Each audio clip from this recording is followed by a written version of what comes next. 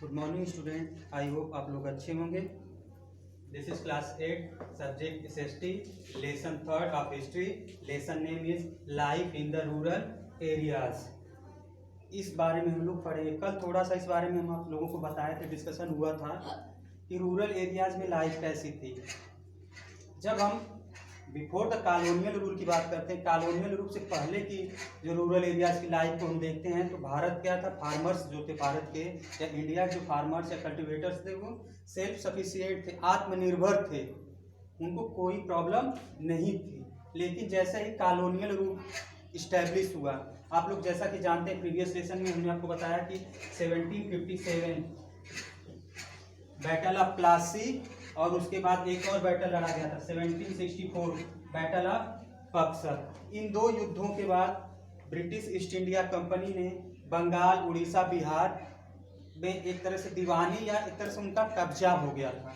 अब उसके बाद जो कंपनी का उद्देश्य था वो यहाँ डेवलप करने का उद्देश्य नहीं था। कंपनी का उद्देश्य था कि यहाँ से इंडिया से धन को निकाल करके इंग्लैंड पहुँचाना।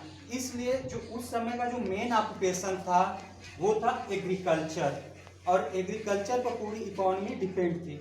इसलिए उन्होंने क्या किया कि टैक्स इंक्रीज कर दिया, या रेवेन्यू टैक्स या रेवेन्यू की जो लैंड रेवेन्यू था एग्रीकल्चर को, उन्होंने टैक्स को इंक्रीज कर दिया, जिससे यहाँ की पूरी तरह जो फार्मर्स थे या जो फार्मिंग एक्टिविटीज़ थी या जितने भी उद्योग धंधे थे, इंडस्ट्री थी, सारे तरह से डिस्ट्रॉय हो गए।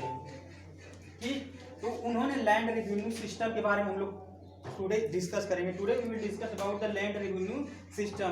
कैसे कैसे किस प्रकार के उन्होंने लैंड रेवेन्यू सिस्टम को इंट्रोड्यूस किया इंडिया में। सबसे पहले इजरदारी सिस्टम को इंट्रोड्यूस किया गया इंडिया में। इजरदारी system was introduced by Warren Hastings in 1772। ठीक, और इसमें क्या होता था, इजरदारी सिस्टम में क्या प्रथा थी या सिस्टम था, इसमें बोली लगती थी। जैसे हाईएस्ट बीडर या जो कॉन्ट्रैक्टर होता था, जो हाईएस्ट बीड देता था, पैसा देता था, उसी को रेवेन्यू कलेक्ट करने का राइट दे दिया जाता था, और वो कलेक्ट करता था फार्मर से और कंपनी को देता था। तो इजरदारी सिस्टम में जो हाईएस्ट बीडर होता था, जो सबसे अधिक पैसा देने वाला होता था, उसी को रेवेन्यू कलेक्ट करने का राइट दे दिया जाता था। सपोज करिए कोई 100 रुपया दे रहा है, कोई 200 रुपया दिया, कोई 300, जो जितना अधिक बोली लगती थी, जो सबसे हाईएस्ट बीडर होता था, उसी को, जो कॉन्ट्रैक्टर था जो सबसे अधिक पैसा देता था, उसी को लगान या जो रेवेन्यू था या टैक्स को वसूलने का राइट दे दिया जाता था। तो इसे इजरदारी सिस्टम कहते हैं। इजरदारी system was introduced by Warren Hastings in 1772। और किस क्षेत्र में, तो सबसे पहले आप जानते हैं कि बंगाल, बिहार और उड़ीसा में इसको लागू किया गया था।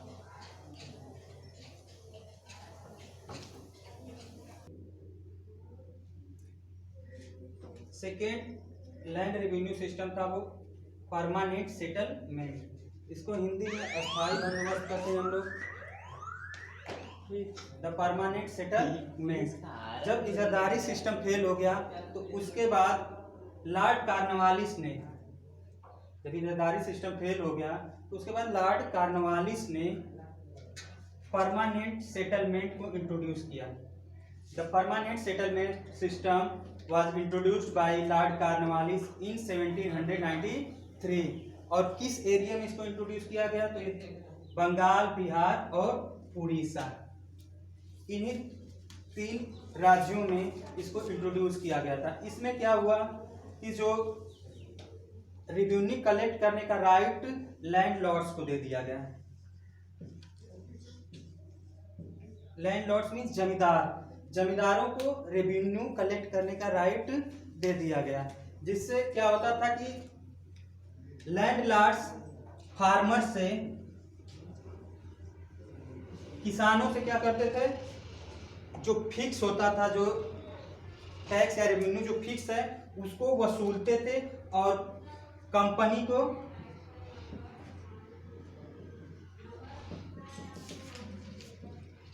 ईस्ट इंडिया कंपनी को देते थे। तो फार्मर से जो टैक्स था वो लैंडलॉर्ड्स लेते थे, और लैंडलॉर्ड्स किसको देते थे, ईस्ट इंडिया कंपनी को देते थे। और कुछ हिस्सा लैंडलॉर्ड्स को भी इसमें दिया जाता था।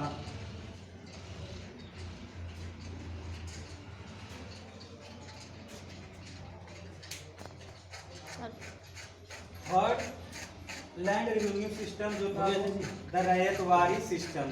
रैयतवारी सिस्टम में क्या होता था, इसको इंट्रोड्यूस किया गया था 1820 में, और बॉम्बे और मद्रास प्रेसिडेंसी जो इसको इंट्रोड्यूस किया गया था उसको बॉम्बे और मद्रास प्रेसिडेंसी में इंट्रोड्यूस किया गया था 1820 में। रैयतवारी सिस्टम में क्या होता था, अब डायरेक्ट किसानों से ही, फार्मर से ही डायरेक्ट कंपनी क्या करती थी, टैक्स वसूलती थी। और इसमें जो बिचौलिए होते थे जैसे लैंडलॉर्ड्स या जो डीलर थे, इनको हटा दिया गया। डायरेक्ट कंपनी किसानों से टैक्स वसूलती थी, और जो प्रोडक्शन होता था उसका 50%, प्रोडक्शन का 50% लिया जाता था।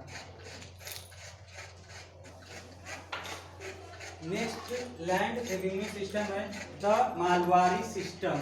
इसको इंट्रोड्यूस किया गया था 1830 में,